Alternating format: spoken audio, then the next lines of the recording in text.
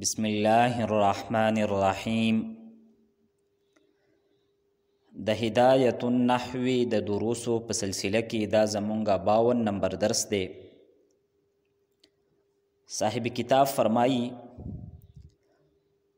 وَإِن كَانَ مُعَرَّفًا بِاللَّامِ قِيلَ يَا أَيُّهَا الرَّجُلُ وَيَا أَيَّتُهَا الْمَرْأَةُ، ويجوز ترخيم المنادى وهو حذف في آخره للتخفيف، كما تقول في مالك يا مال، وفي منصور يا منسو، وفي عثمان يا عثم. ويجوز في آخر المنادى المرخم الضم والحركة الأصلية، كما تقول في يا حارث يا حار ويا حاري. واعلم أن يا من حروف النداء قد تستعمل في المندوب أيضا، وهو المتفجع عليه بيا أو وا، كما يقال يا زيداه ووا زيداه، فوا مختصة بالمندوب، ويا مشتركة بين النداء والمندوب، وحكمه في الإعراب والبناء مثل حكم المنادى. دا کوم عبارت چې مونږ ولوستو نو مصنف رحمت الله علی په دې عبارت کې درې د فائدې خبرې ذکر کړې دي. لومبۍ دوه د فائدې خبرې د منادا په باره کې دي، او اخرنۍ د فائدې خبره د یا حرف ندا په باره کې ده. لومبۍ خبره دا ده کچری منادا معرف باللام وي، یعنی په منادا باندې الف لام د تعریف داخل وي، نو کچری منادا مذکر وا نو بیا با د یا حرف ندا او د منادا په منځ کې مونږه د ایها لفظ راوړو، او کچری منادا معرف باللام مؤنث وا نو بیا با د منادا او د حرف ندا په منځ کې د ایتها واسطه راوړو. که منادا مذکر وا نو د ایها واسطه به راوړو، او کچری منادا مؤنث وا نو د ایتها واسطه به راوړو. او تدې وجه دا ده چې یا حرف ندا دا هم د تعریف اله ده، یعنی که په نکره باندې مونږه یا حرف ندا داخله کو نو د حرف ندا د داخلېدلو نه وروستو دغه نکره به څه کېږي؟ معرفه وکېږي به. لکه رجل نکره ده، خو که په دې باندې مونږه یا حرف ندا داخله کړه نو دا رجل دا به اوس شي؟ معرفه به شي. دغه شانتې دا کم الف لام د تعریف دی دې سره هم نکره معرفه کېږي. لکه په رجل باندې مونږه الف لام داخل کو نو وس رجل نه مراد یو خاص سړی دی، نو مونږ به بیا وایو الرجل. رجل نکره ده او الرجل دا معرفه ده. نو کچری په منادا باندې هم الف لام د تعریف داخل وي او یا حرف ندا هم وي، په منځ کې واسطه نه وي، نو دوه د تعریف علی دا یو ځای جمع شوي او دا جایز نه دي. نو په منځ کې مونږه د فصل راوړلو دپاره په مذکر کې ایها لفظ راوړ او په مؤنث کې مونږه ایتها لفظ راوړ. نو صاحب کتاب لومبې د فائدې دا خبره ذکر کړې ده. نو فرمایي وَإِن كَانَ مُعَرَّفًا بِاللَّامِ، کچر منادا په دې کانه کې هو ضمیر مستتر دی او منادا طرف ته راجع دی. کچری دا منادا معرف باللام وی، یعنی الف لام د تعریف په داخل وی، نو قیل یا ایها الرجل، نو مونږ به بیا داسې وایو چې یا ایها الرجل د منادا او د حرف ندا په منځ کې به مونږه د ایها لفظ راوړو او کچری مؤنث وي نو مونږ بیا داسې وایو یا ایتها المرأة. نو دلته منادا دا مؤنث دی او معرب باللام دی نو په منځ کې د ایتها لفظ راغلی دی. دا وان کان معرفا باللام دا جمله شرط دی، یعنی کچری منادا معرف باللام وی نو بیا جزا صدا قیل یا ایها الرجل و یا ایتها المرأة نو بیا مونږه ایها الرجل او یا ایتها المرأة داسې به وایو. کانا فعل ناقص دی تدی اسم مرفوع وی او خبر منصوب وی نو هو ضمیر چې په کانا کې مستتر دی هغه د کانا اسم دی او دا معرفا باللام دا ولا خبر دی. نو چونکه په دې باندې ان حرف شرط داخل شوی دی نو دا جمله شرطیه ده او دا قیل یا ایها الرجل و یا ایتها المرأة دا جزا ده. بیا قیل دا د قال د مجهول صيغه ده. قیل واحد مذکر غائب فعل ماضی مجهول صيغه ده او دا یا ایها الرجل دا معطوف علی جوړیږي او دا یا ایتها المرأة دا معطوف دی نو معطوف علی او معطوف دا بیا نائب فاعل دی د چا دپاره د قیل دپاره. او بل اهم خبره به مونږ دا یا ساتو چې دا یا ایها الرجل په دې کې دا ایها دا به موصوف وي او دا الرجل دا ول صفت دی. دغه شانته یا ایتها المرأة کې دا ایتها دا موصوف دی او دا المرأة دا ول صفت دی. اوس راځو مونږه دویمه خبرې له صاحب کتاب فرمایي ويجوز ترخیم المنادى وهو حذف في آخره للتخفيف كما تقول في مالك يا مال وفي منصور يا منس وفي عثمان يا عثم. دویمه اهمه خبره صاحب کتاب دا کوي چې په منادا کې ترخیم دا جایز دی. ترخیم دا دو بابی تفعیل مصدر دی. رخم یرخم ترخیما فهو مرخم او د ترخیم لغوي معنی دا نرم او آسان کول او د نحویانو په اصطلاح کې ترخیم دیتا وی هو حذف فی آخره للتخفیف د منادا د اخرنا یو حرف یا دو حرفونه حذف کول د تخفیف د غرض د پاره. د منادا د اخرنا یو حرف یا دو حروف حذف کول د څه د پاره للتخفیف د تخفیف د پاره نو دې ته سوی منادا مرخم. چې کله د منادا د اخرنا مونږه یو حرف حذف کو یا تی دو حروف حذف کو د تخفیف د پاره نو دغه منادا ته بیا موږ سوایو منادای مرخم، یعنی هغه منادا په کوم کې چې ترخیم شوی دی، هغه منادا چې کومه نرم کړی شوی ده، اسانه کړی شوی ده.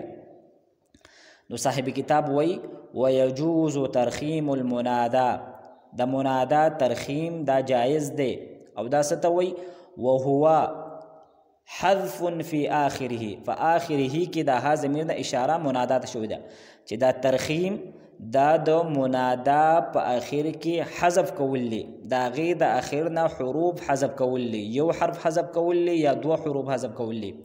د څه دپاره؟ للتخفیف، د تخفیف د غرض دپاره. کما تقولو لکه ته چې څنګه وې، اوس مثالونو سره وضاحت کوي. فی مالکی، یعنی په یا مالکی کې څه وې؟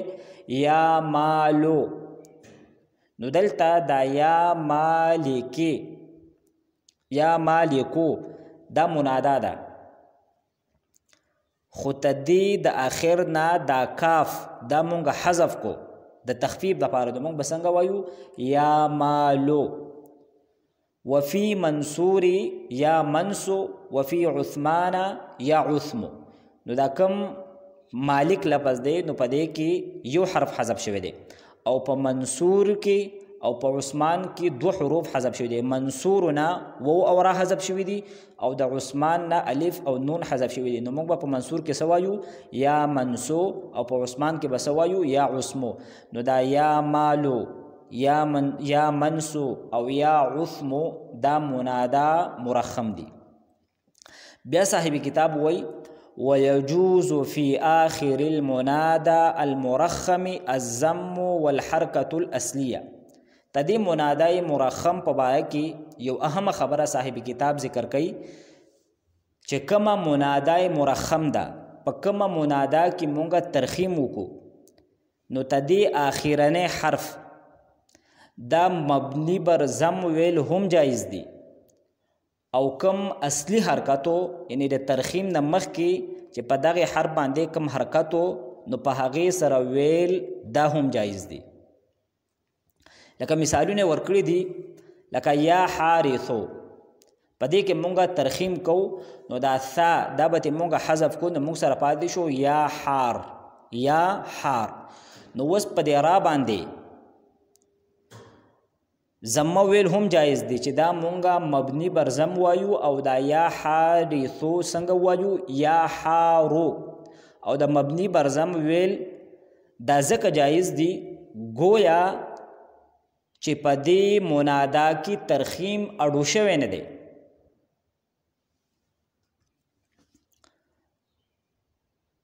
منادای مرخم تدی په اخرنی حرف دا مبني بر ضم ویل دا ځکه جایز دی گویا چې دغه را دا اخرنی حرف دی.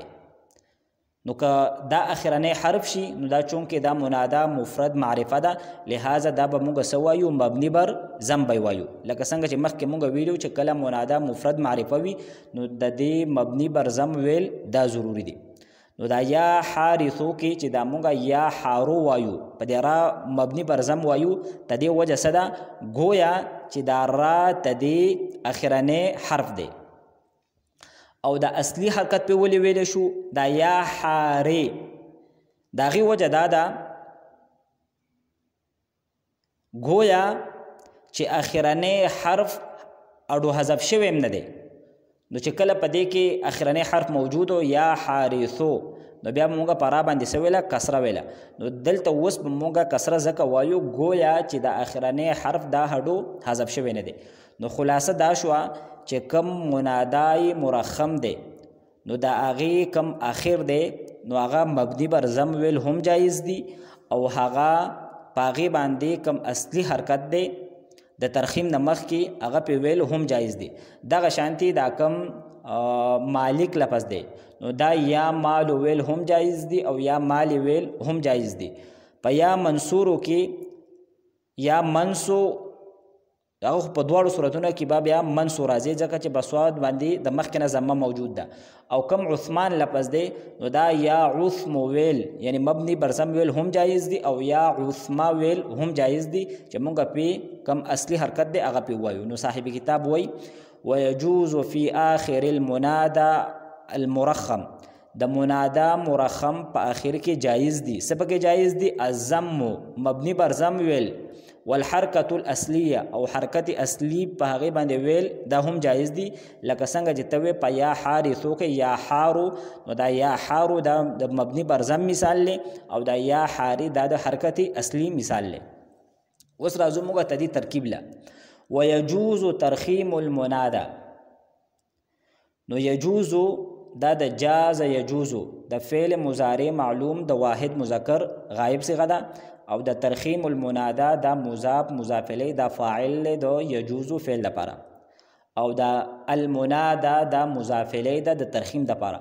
خو چون کې دا اسم مقصور دی او د اسم مقصور حالت رفعی حالت نسبی او حالت جری درې وانه بس سره وي تقدیرا وی. حالت رفعی په ضمه تقدیری حالت نسبی په فتحه تقدیری او حالت جری دای په کسره تقدیری سره وي.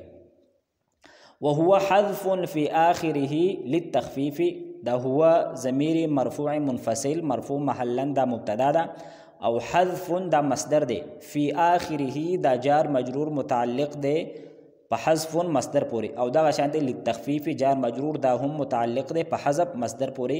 نو حذف مصدر اپنے دونوں متعلقوں سے مل کر دا بیا خبر دی د هو مبتدا لپاره، لہذا دا جمله اسمیه خبریه ده. كما تقول في مالك يا مال وفي منصور يا منصو وفي عثمان يا عثم. ويجوز في آخر المنادى المرخم الضم والحركة الأصلية. ندلتا دا يجوز دا فعل، او في آخر المنادى منادى المرخم دا جار مجرور متعلق دے پا يجوز فعل پورے، او دا الضم دا معطوف علی دے، والحرکة الاصلیه دا موصوف صفت دا معطوف دی په الضم باندې، او دا معطوف علی دا معطوف اعراب یو شانتی دی. نو الضم مرفوع دی، نو دغه شانتی حرکت الاصلیه دا هم مرفوع دی. نو معطوف علی معطوف دا نائب فاعل دی د یجوز فعل لپاره. او دا ويجوز في آخر المنادى المرخم، دا المنادى المرخم دا په خپل منځ کې موصوف صفت دی، او دا المنادا دا مضاف الیه دی د آخري مضاف د پاره. نو دغه شانتي تدی وجنا د منادا چې کوم صفت دی المرخم دا هم مجرور راوړی شوی دی، ځکه چې د موصوف صفت اعراب دا یو شانتي دی. دغه شانتي د الحرکة الاصلیه دا په خپل منځ کې موصوف صفت دی، او د موصوف صفت اعراب هم یو شانتي. الحرکة مرفوع دی، نو دغه شانتي الاصلیه دا هم مرفوع دی. نو يجوز فعل او دا الضم والحركة الأصلية دا ولا فاعل، او دا في آخر المنادى المرخم دا جار مجرور متعلق دے پو يجوز فعل پورے.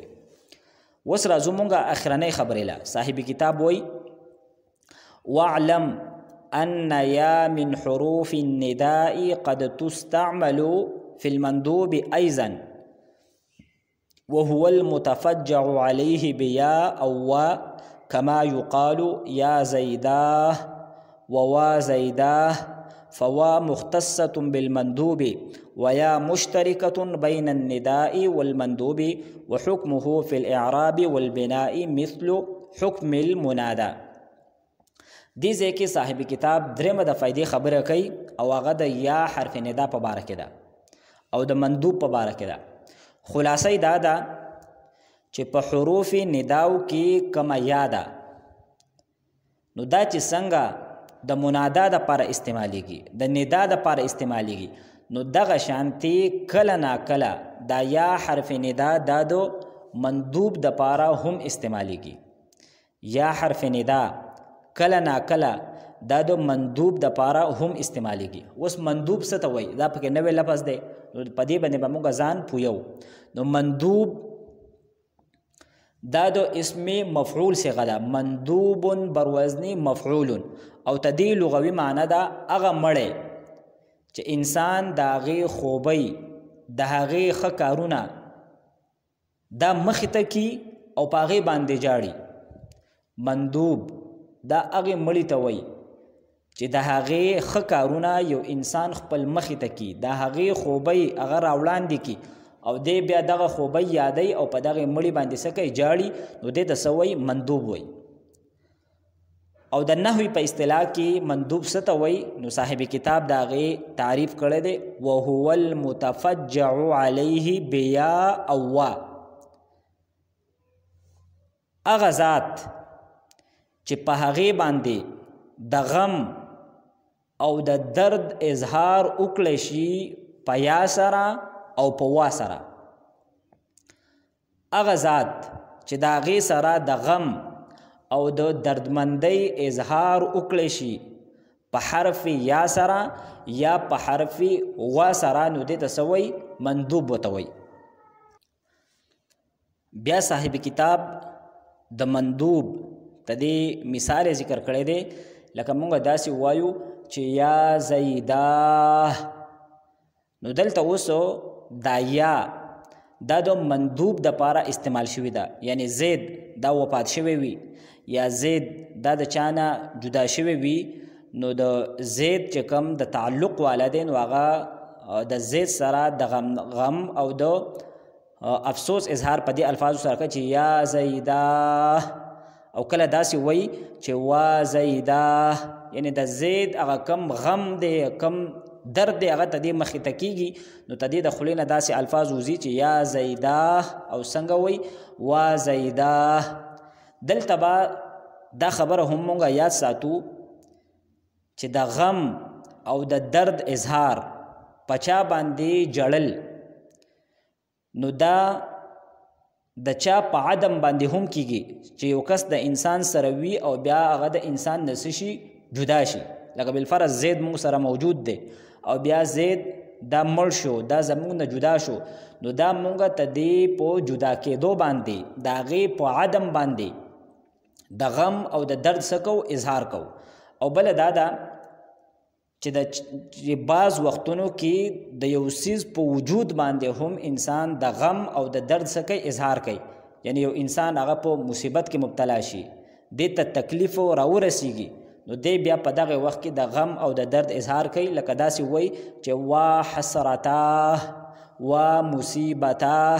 نو دا مصیبت او دا حسرت او پریشانی دا دې ته څه راغلي ده په وجود کې راغلی ده نو دی په هغې باندې د غم او د درد د هغې اظهار کوي. نو صاحب کتاب وایي واعلم ای طالب علمه ته ځان په دې خبره باندې هم پویه کا چې ان یا من حروف النداء چې په حروف نداو کې کومه یا ده نو قد تستعمل فی المندوب ایضا نو دا کله ناکله په مندوب کې هم استعمالیږي. دا ایضا دا مفعول مطلق دی د آزا فعل محذوب د پاره او مفعول مطلق دا سوي منصوب وي او بیا ته دغه مندوب ته دې وضاحت کړی دی چې مندوب څه ته وایي وهو المتفجع علیه بیا او وا. مندوب د هغې ذات ته وایي چې په هغې باندې د غم او د درد اظهار وکړه شي. المتفجع علی معنی څه ده چې په هغې باندې د غم او د دردمندۍ اظهار وکړی شي پس سره بیا په یا سره او وا یا په وا سره لکه کما یقالو لکه څنګه چې ویلی کېږي یا زیداه. نو دلته د دې یا په ذریعه باندې ته دې سره د دردمندۍ اظهار شوی دی. ووا زیداه په دې کې د وا په ذریعه باندې د زید سره د غم او د درد اظهار کړی شوی دی. فوا مختصة بالمندوب ویا مشترکة بین النداء والمندوب. صاحب کتاب په دې جمله کې د یا او د وا د دې په منځ کې فرق بیانوي. نو په دواړو کې خو دا خبره مشترک ده چې دواړه د مندوب کې استعمالیږي یا هم استعمالیږي او وا هم استعمالیږي خو دا وا دا خاص ته د چا سره د مندوب سره دا په حرف ندا دپاره وا نه استعمالیږي. لکه یو کس مونږ ځان ته متوجه کوو نو عرب داسې نه وایي چې وا زید بلکې په دې باندې صرف د هغې سره د غم او د درد اظهار کېږي. نو دا وا دا مختص ده دا خاص کړی شوي ده د چا سره د مندوب سره او دا یا څه ده مشترک ده د حرف ندا دپاره هم استعمالیږي او د مندوب دپاره هم استعمالیږي. بیا وی وحکمه فی الاعراب والبناء مثل حکم المنادا. وحکمه کې دا ها ضمیر دا مندوب ته راجع دی یعنی وحکم المندوب چې د مندوب حکم په معرب ویلو کې او په مبني ویلو کې د منادا د حکم به شانتې دی. د منادا چې کم اعراب مونږ ذکر کړیو نو هغه شانتې اعراب د چا دی د مندوب هم دی.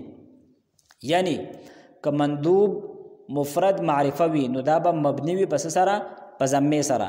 دغه شانتې کچرې مندوب دا مضاف وي یا مندوب دا نکره غیر معین وي یا مشابه مضافی نو دا بسوي منصوب. نو دغه خبره کوي وحکمه فی الاعراب والبناء مثل حکم المنادا او دا حکمه فی الاعراب والبناء دا مبتدا ده او دا مثل حکم المنادا دا خبر دی. ولا یو ځل بیا مونږه تدې کم سبق دی تدې دا ترجمه ذکر کو. صاحب کتاب وی وان کان معرفا باللام کچره منادا معرب باللام وی نو قیل یا ایها الرجل و یا ایتها المرأة نو بیا به مونږه یا ایها الرجل او یا ایتها المرأة وایو یعنی په منځ کې به که مذکر وي نو ایها لفظ به راوړو او که مؤنث وي نو ایتها دا لفظ دا به راوړو.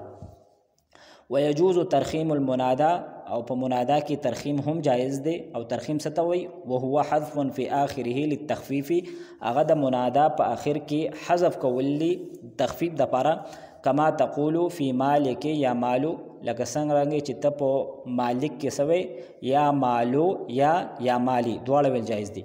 وفي منصوري یا منصو او په منصور کې سوی یا منصو او په عثمان کې سوی یا عثم یا عثمه. ويجوز في آخر المنادى المرخم او د منادای مرخم په آخر کې جایز دي الضم والحرکة الاصلیه مبنی بر ضم ویل او حرکت اصلی ویل د دواړه پکې جایز دي. کما تقول فی یا حارث یا حارو لکه ته په یا حارثو کې سوې یا حارو نو دا مونږه مبنی بر ضم وایو او یا مونږه سوایو یا حاری نو دا مونږه د حرکت اصلی پدې کې وایو. واعلم ان یا من حروف النداء قد تستعمل في المندوب ايضا او پدې خبره باندې ځان پوهه کا چې په حروف ندا کې کما یاده نو دا کله ناکله په مندوب کې هم استعمالیږي او مندوب ستوي وهو المتفجع عليه بیا او دا هغه ذات ته وایي چې په هغې باندې د غم او د درد اظهار وکړی شي په یا په وا سره کما یقال یا زیدا وا زیدا. فوا مختصه بالمندوب دا وا دا خاص کړی شوی دا د مندوب سره او ویا مشترکه بین النداء والمندوب او یا د ندا او مندوب دواړو کې مشترک ده یعنی د دواړو د لپاره استعمالیږي. وحکمه فی الاعراب والبناء مثل حکم المنادى او د مندوب حکم دا په معرب او په مبنی ویلو کې دا د چا په شانتي دی دا د منادا د حکم په شانتي دی. نو الحمدلله تدې ځای پورې د منصوباتو کم دویم منصوبو مفعول به دا غي ابحاث د سر ته ورسېدل تدې خلاصه دا وا چې لومبه مونږه د مفعول به تعریف ذکر کو. دویمه خبره صاحب کتاب دا ذکر کړی وا چې کله نا کله مفعول به دا په فاعل باندې سکیږي مقدم کیږي او دریمه اهمه خبره دا ذکر کړی وا چې په سلورو ځایونو کې د مفعول به فعل ناسب حذف کول واجب دي. په دغه سلورو ځایونو کې لومبه ځای هغه سماعي او درې ځای قیاسي بیا په دغه قیاسي کې لومبه ځای هغه تحذير دویم ځای ما ازمر عامله على شریطه التفسير او دریم او اخرانه ځای هغه منادا او بیا مونږه د منادا د اعراب په اعتبار سره سلور قسمونه ذکر کړیو او نننی درس کې مونږه دغه درې اهمې د فائدې خبرې ذکر کړې. ان شاء الله تعالی کوم آینده درس دی نو په هغې کې به مونږه په منصوباتو کې کوم دریم منصوب دی مفعول فيه هغه به شروع کوو. واخر دعوانا ان الحمد لله رب العالمین.